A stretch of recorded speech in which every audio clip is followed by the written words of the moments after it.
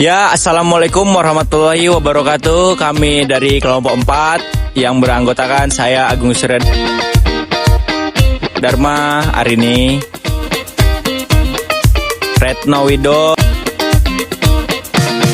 Isnaini, Cindy, dan Siska. Di sini kami akan menampilkan proses pembuatan tempe yang berada di Kecamatan Binjai, Kabupaten Langkat. Ya, mari sama-sama kita saksikan video pembuatan tempe yang ada di Kecamatan Binjai. Ayo guys, kita lihat proses pembuatan tempenya. Ayo. Sebelum kita menyimak bagaimana proses pembuatan tempe yang lezat ini, mari terlebih dahulu kita ikuti tayangan wawancara bersama pemilik UMKM tempe. Melalui video ini, kita tidak hanya melihat kisah di balik usaha tempe, tetapi juga berkenalan lebih dekat dengan sosok inspiratif di baliknya. Di sini saya bertemu langsung dengan owner pembuatan tempe yang ada di Kecamatan Binjai ya, Pak? Iya. Di tepatnya di Kabupaten Langkat. Iya. Ya. Sini saya bersama Bapak siapa? Boleh kenalan? Iin. Iya. Ya. Sini kami ingin sedikit bertanya-tanya tentang usaha tempe ini. Sejak kapan berdirinya tempe ini, dan kami kalau boleh tahu juga ingin melihat cara pembuatannya dan lain-lain. Pertanyaan yang ingin saya pertanyakan yang pertama kali yaitu boleh Bapak ceritakan terbentuknya usaha ini tuh awalnya bagaimana? Awalnya itu adik kan bekerja, jadi mereka itu kepingin membangun usaha sendiri dan kami kerjasama.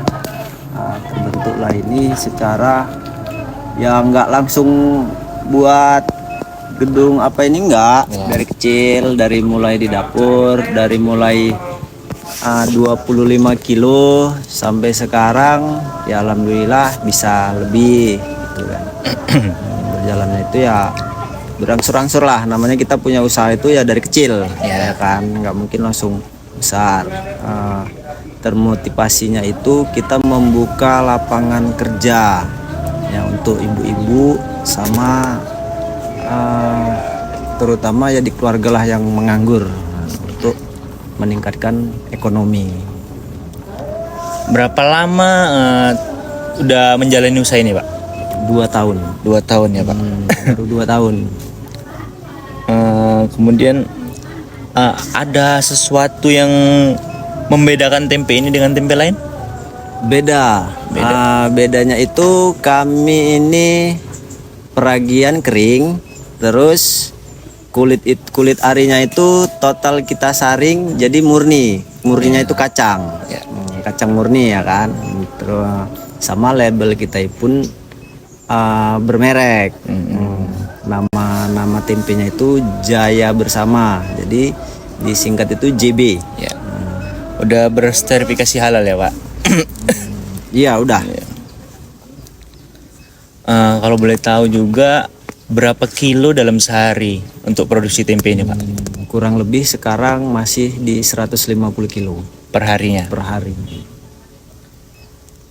Untuk 150 kilo tadi itu kira-kira bermodalkan berapa itu, Pak? Sekitar kalau kacangnya aja kurang lebih itu namanya naik turun ya. Ini saat ini masih di 1 juta, kurang lebih 1,5 juta dalam 150 kilo. Itu masih modal bahan baku kacang, belum upah pekerja, nanti untuk yang masak, listrik itu belum. Untuk pendapatan dari 150 kilo kacang tadi bisa ditotalkan per harinya atau per bulannya gitu, Pak? Biasanya ya dia per hari, cuman karena manajemen bukan saya yang megang, jadi saya nggak ngerti itu berapa. Jadi ada sendiri yang megang keuangannya. Dalam 150 kilo tadi bisa jadi berapa kira-kira? Berapa porsi tempe dalam Porsi kemasan? tempe ya. Jadi di pasar ini kan kita di pasaran untuk eceran itu Rp5.000 ya kan, untuk pelanggan pembeli lah. Wah, jadi besar, tempe itu besar. Jadi dapatnya itu kurang lebih itu dalam 150 itu 900 batang. 900 batang tempe.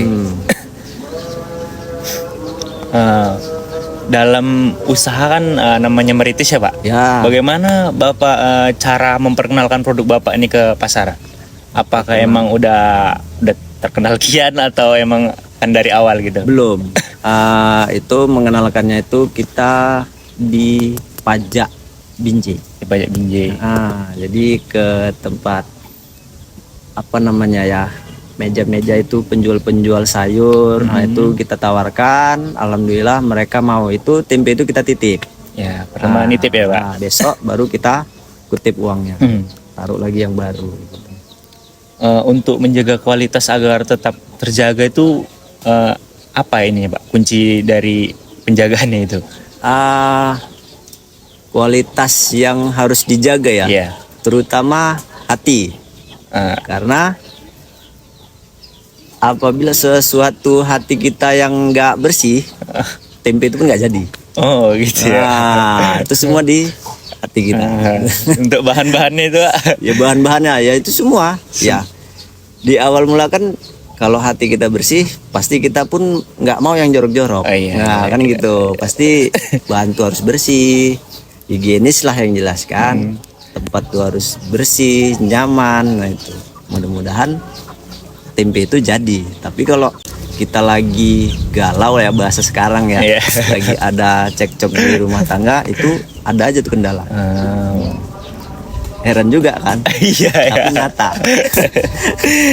Kemudian apa kesulitan yang pernah Bapak alamin, kesulitan terbesar gitu dalam membangun usaha tempe ini Pak?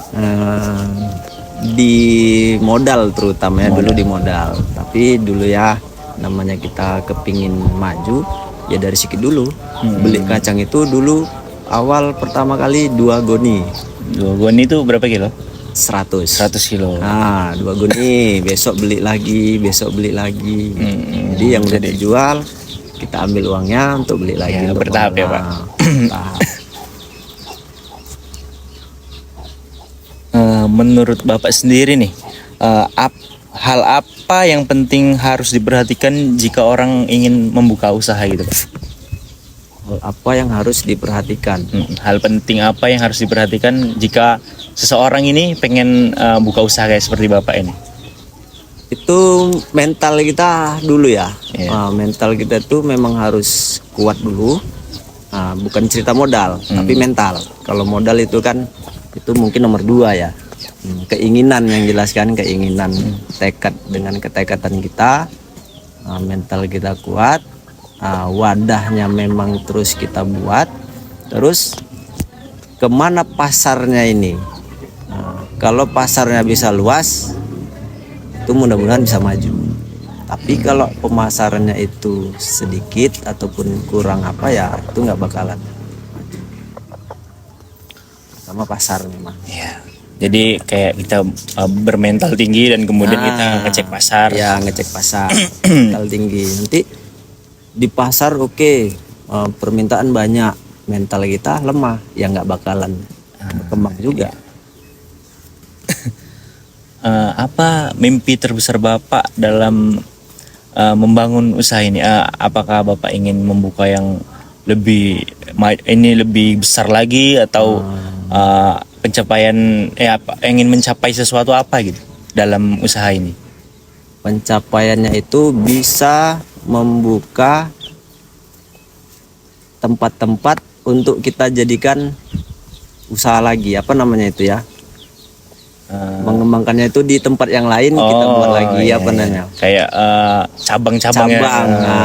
Keinginannya seperti itu. Jadi kita bisa mengambil yang menganggur-nganggur itu bisa kita pekerjakan. Ya, mulia sekali. Itulah utama kita kan. Jadi kita membantu itulah mengurangi pengangguran. Tapi sebenarnya bahasa itu kan terlalu ini ya. Kayak mana ya? Kayak merendahkan tapi kan enggak gitu Ya, ya. niatnya kan Niat bagus kita. untuk membantu ya, Pak. Ya, mungkin hanya sekian yang ingin kami pertanyakan dalam usaha tempe ini kepada Bapak. Kami berterima kasih untuk wawancaranya. Semoga usaha tempenya laris terus, makin berjaya, makin maju, sukses selalu untuk Bapak dan rekan-rekan usahanya. Amin. Kami pamit. Assalamualaikum warahmatullahi wabarakatuh. Waalaikumsalam. Sebelum menjadi tempe, ada sebuah proses seru dan panjang dalam pembuatannya. Yuk, simak video berikut ini. Pada tahap awal, yaitu memilih kedelai terbaik. Kedua, perendaman. Kedelai kemudian direndam dalam air bersih selama 8-12 jam. Proses ini membuat biji lebih empuk, kulitnya juga mudah dilepas, sekaligus memberi sinyal awal untuk fermentasi. Ketiga, perebusan pertama. Kedelai dimasak sebentar untuk melonggarkan kulit tipis yang menyelimutinya. Keempat, melepas kedelai dari kulit. Setelah direbus, kedelai digosok hingga kulit arinya terlepas. Proses sederhana ini membuat kedelai siap bertransformasi menjadi tempe. Kelima, perebusan kedua. Kedelai yang sudah bersih direbus kembali hingga matang sempurna, lalu ditiriskan. Keenam, pendinginan. Kedelai yang masih panas dibiarkan dingin terlebih dahulu. Kalau terlalu panas, ragi bisa mati dan fermentasi gagal. Ketujuh, taburan ragi. Sang bintang utama setelah dingin. Kedelai dicampur dengan ragi tempe secara merata. Ragi inilah yang nantinya akan menyulap kedelai menjadi tempe. Ke-8, pengemasan. Kedelai yang sudah diberi ragi kemudian dibungkus rapi dan diberi lubang kecil agar bisa bernafas. Ke-9, waktu fermentasi. Selama 24-48 jam, bungkusan kedelai disimpan pada suhu ruang. Perlahan, ragi bekerja menumbuhkan lapisan putih yang merekatkan kedelai menjadi satu. Terakhir, tempe siap dinikmati. Setelah 2 hari, muncullah tempe padat berwarna putih dan beraroma khas.